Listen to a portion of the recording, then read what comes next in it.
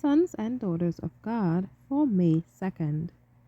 The reading is entitled, He Submitted to Parental Authority. The scripture reading is taken from Luke 2:51. And he went down with them, and came to Nazareth, and was subject unto them. Jesus claimed his sonship to the Eternal. His first visit to the temple had awakened new impulses. All earthly obligations were, for the time, lost sight of, but with the knowledge of his divine mission and of his union with God, he did not resist the authority of his parents.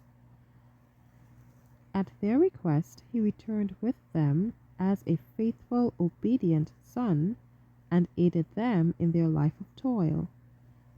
He buried in his own heart the secret of his future mission, waiting submissively until the period of his public ministry should commence before announcing to the world that he was the Messiah.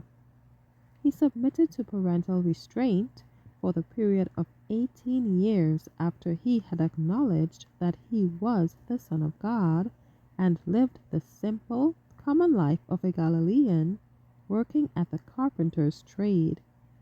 For 30 years he submitted to parental restraint. It is common for children, even of Christian parents, when not over 12 years old, to feel that they must be allowed to follow their own desires.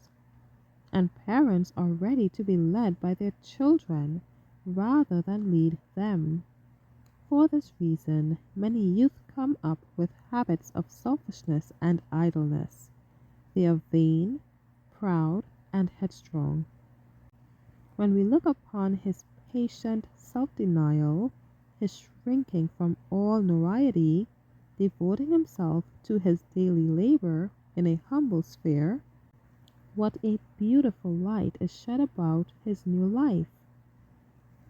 How clearly is pointed out the path in which children and youth should walk. Jesus was no less the Son of God in his lowly home, in his submission to his parents, than when God spoke from his eternal throne, saying, "This is my beloved Son."